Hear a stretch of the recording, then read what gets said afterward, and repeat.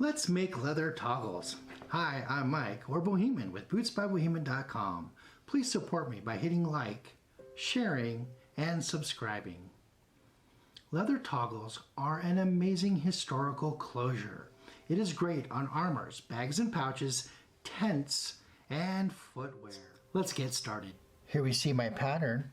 Each of these squares on the mat are about 1 inch, so we can see that my toggle is approximately 1 3/4 inch of fat space, and then it triangles down a little bit, and it has a tail. So this is the toggle that it makes as shown.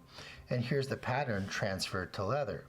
Now if I want, I can split that tail into 2 pieces, and that's also another great use for footwear. Instead of using this rectangle shaped head, I can make it a triangle, and we can make a wider, bigger toggle with a tail. Now, I'm going to use a rotary cutter and a X-Acto to show you how to make them super quick.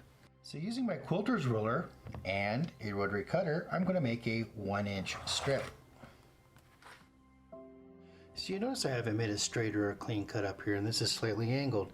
I like my toggles to look rustic. For the current project I'm working them on, rustic is good. So I've transferred my lines. You can use leather shears, or you can use a rotary cutter. I have a rotary cutter, so that's what I'll use because it makes it quick. But don't get intimidated. Shears work just as well.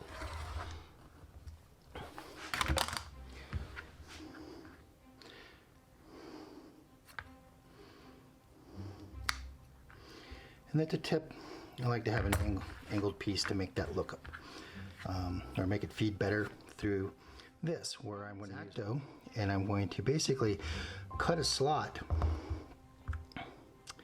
between those 2 holes, so you can now see I've cut a big slot, or 2 slots in my leather toggle. I'm now going to feed through the fat end, making a circle.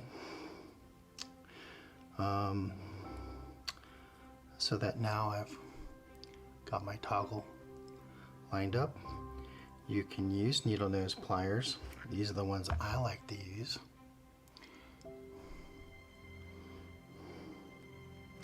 But I can roll it up with my fingers. And when it's all rolled up, pull that through. And I get 1 leather toggle. Thanks for watching, folks.